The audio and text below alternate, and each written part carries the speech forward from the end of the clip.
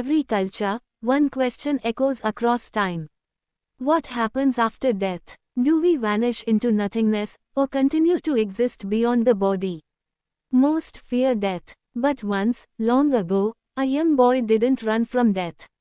He walked into its house, and asked it directly. This is the sacred tale of Nachiketa. A boy, a seeker, a soul who dared to ask the ultimate question. Long ago, in a land of sages and sacred chants, lived a respected Brahmin, sage Vijayasravas. A man of learning, revered by kings and commoners alike. He knew the Vedas, the rituals, the mantras, everything that tradition prescribed. One day, desiring spiritual merit and entry to the heavenly worlds, he undertook a powerful ritual, the Vishwajit Yajna, a fire offering where one must give away all possessions in selfless charity. But here's the paradox. Despite his wisdom, Vijayasravas was still bound by ego, pride, and attachment. He feared losing his wealth, his comforts, his legacy. So when it came time to give, he pretended to be generous, offering old, weak, dying cows that were useless. Animals that could neither eat, nor walk, nor give milk. To the world, it looked like a grand act of giving. But to those who saw clearly, it was hollow. A ritual on the outside, but selfish at its core. And someone did see clearly. His son, Nachiketa, who was carefully observing his father's actions while helping him in rituals. He was no ordinary child. Wise, observant, and righteous, he felt a growing discomfort in his heart. Father, he asked, to whom will you give me? His father ignored him. But Nachiketa asked again, and again, to whom will you give me, father? Annoyed, angered, ashamed, Vijayasravas snapped. To death. I give you to Yama. He said it without thinking. But Nachiketa, calm, fearless, took the words seriously. In a world where people avoid the very thought of death, this boy chose to meet death face to face. He set out into the forest, alone. Through thorny paths, dark woods, wild beasts, he walked with only one thing in mind. Truth. After days of walking, he reached the gates of Yama's abode, the realm of death. But Yama, the lord of death, was not home. So Nachiketa waited. Not for an hour, not for a day, but for 3 full days and nights. No food, no water, no complaint, just stillness and patience. When Yama returned, he was stunned.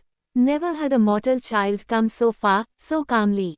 Touched by Nachiketa's discipline and dharma, he said, "O noble child, you have waited at my door like a true guest. To honor that, I grant you 3 boons. Ask what you wish." Nachiketa's first boon. Let my father's anger fade. Let him welcome me with love when I return.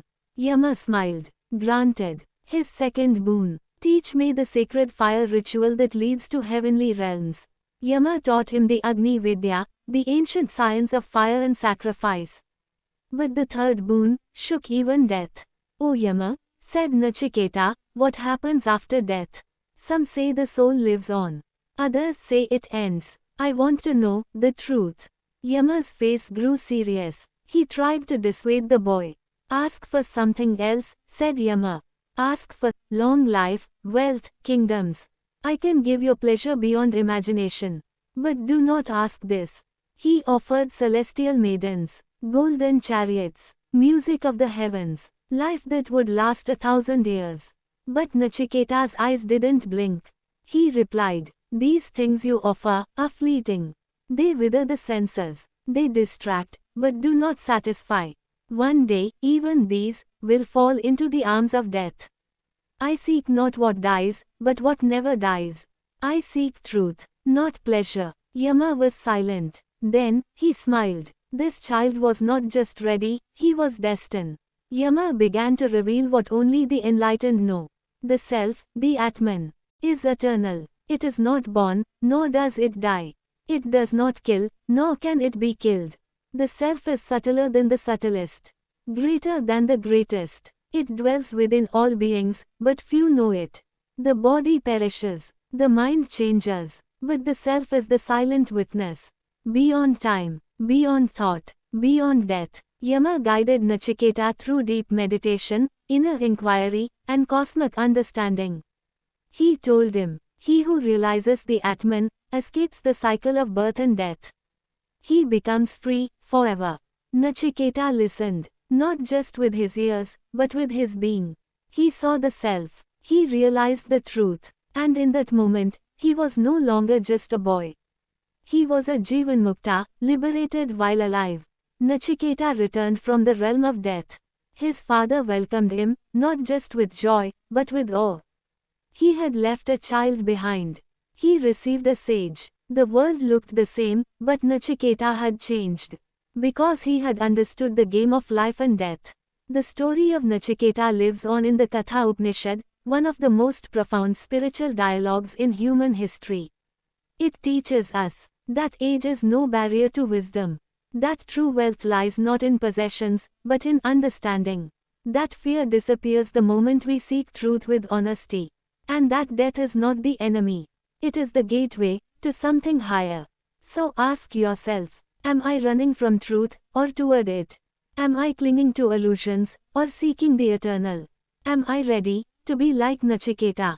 Subscribe for more timeless wisdom. Until next time, seek truth, not comfort.